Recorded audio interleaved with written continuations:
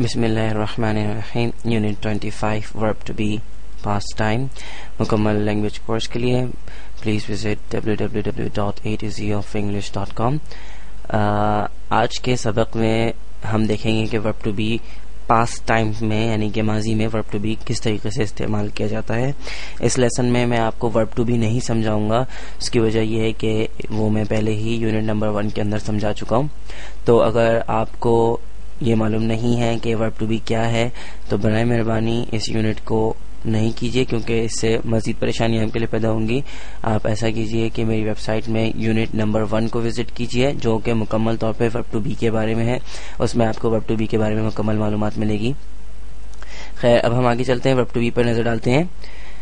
तो जैसा कि आपको मालूम है कि वर्ब टू बी किसी एक्शन को यानी कि किसी भी काम को जाहिर नहीं करता, बल्कि ये किसी शख्स या किसी चीज की हालत बताने के लिए यानी कि कंडीशन या स्टेट बताने के लिए कि कोई चीज कैसी है ये बताने के लिए वर्ब टू बी का इस्तेमाल किया जाता है। तो अब हम जब माजी में नजर डालेंगे तो वर्ब टू बी क्या होगा। तो if you want to talk about existence, state or simply what something, someone in past time you should use was verb। तो हम यहाँ पे देखेंगे कि जब हम बताना चाहते हैं कोई चीज या कोई शख्स कैसा है और तो हम उसके लिए वर्ब टू बी का इस्तेमाल करते हैं। जैसे कि मैं यूनिट नंबर 1 में ये तफसील से हम ये चीज सीख चुके हैं।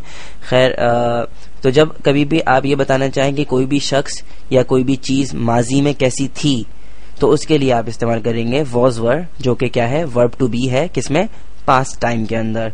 तो जब कभी भी आप ये बताना चाहते हैं कि कोई शख्स कैसा था या कोई चीज कैसी थी या मौसम कैसा था मिसाल के तौर पे, तो आप क्या इस्तेमाल करेंगे? वॉज वर्ड इस्तेमाल करेंगे। और ये वॉज वर्ड है क्या? ये वॉज वर्ड जो है ये क्या है? वर्ब टू बी है। किस टाइम के अंदर? पास्ट टाइम के अंदर।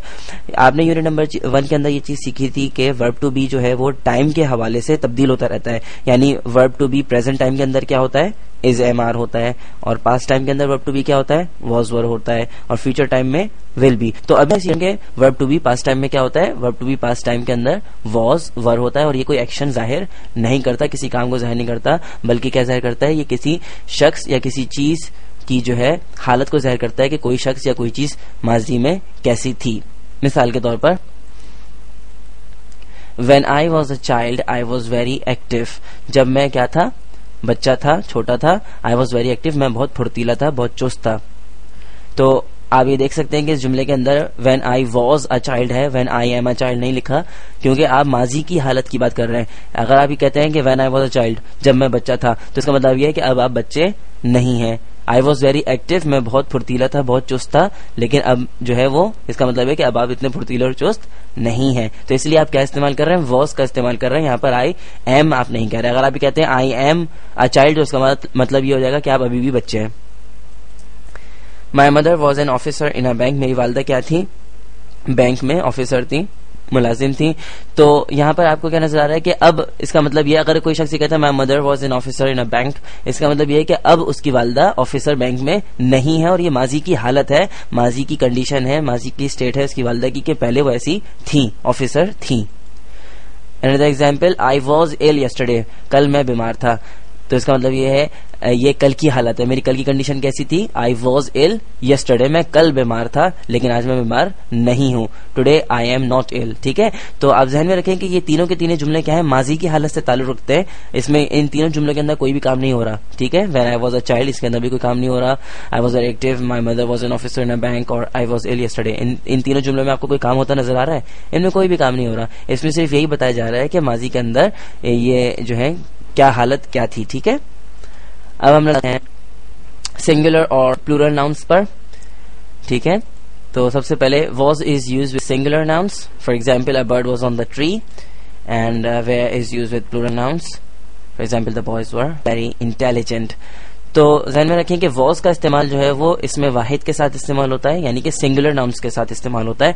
मिसाल जो दी हुई है वो क्या है? A bird was on the tree. तो अ बर्ड, मैं कितनी परिंदों की बात कर रहा हूँ, कितनी बर्ड्स की बात कर रहा हूँ? मैं तो सिर्फ एक बर्ड की बात कर रहा हूँ। तो जब एक चीज की बात करेंगे, किसी एक नाउन की बात करेंगे, किसी एक चीज की बात करेंगे, तो आप उसके साथ क्या इस्तेमाल करेंगे? वॉज इस्तेमाल करेंगे।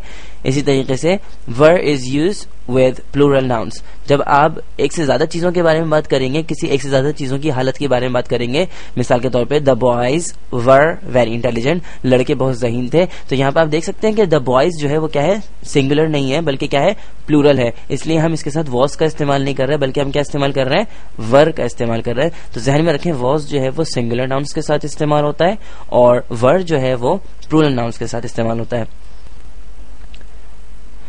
अब हम नजर डालते हैं using was were with pronouns, यानी कि जमीर के साथ, जमायर के साथ जो है किस तरीके से जो है वॉज वर का इस्तेमाल होता है, यानी कि प्रोनाउंस के साथ हम वॉज वर को किस तरह इस्तेमाल करते हैं। तो सबसे पहले हम देखते हैं आई के साथ क्या इस्तेमाल होता है, वॉज, ही के साथ भी was, she was, it was, we were, you singular, अगर आप किसी एक शख्स से बात कर रहे हैं तो आपके लिए यू ही है ना, यानी कि तुम है, तो यू के साथ भी वर इस्तेमाल होगा। और अगर आप एक से ज्यादा लोगों से बात कर रहे हैं सामने, ठीक है, तो यू तब भी उनके लिए यू ही इस्तेमाल होता है। ठीक है, तो यू सिंगुलर के लिए भी वर और यू प्लूरल के लिए भी वर, और दे वर।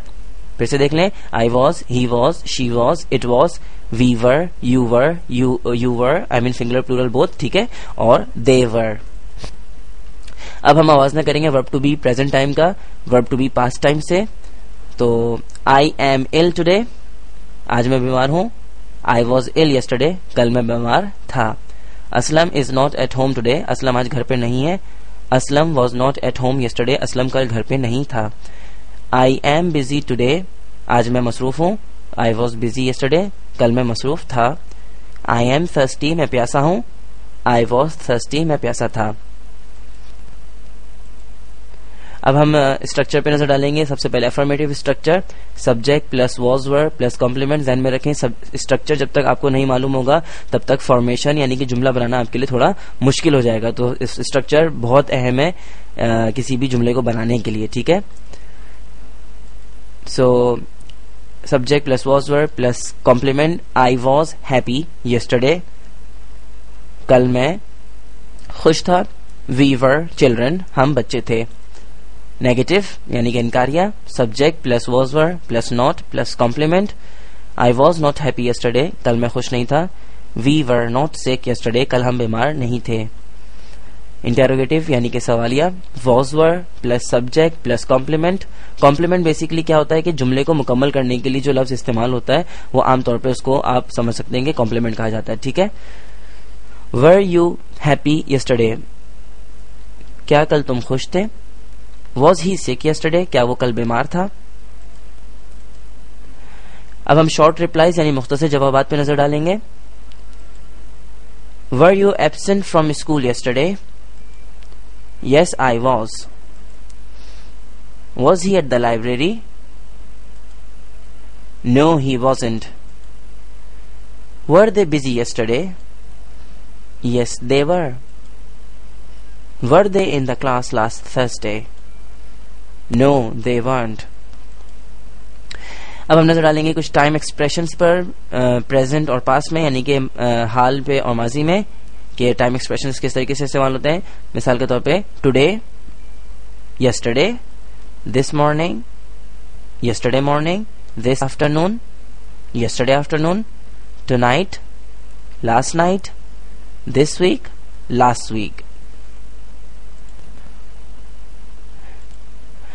To solve exercises for this unit, please visit www.a2zoofenglish.com।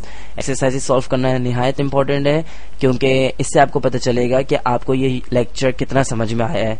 तो बराए मेहरबानी एक्सरसाइजेस जरूर सॉल्व कीजिएगा और अगर आपको मेरी ये वीडियो पसंद आई है तो बराए मेहरबानी इसको जरूर रेट कीजिएगा।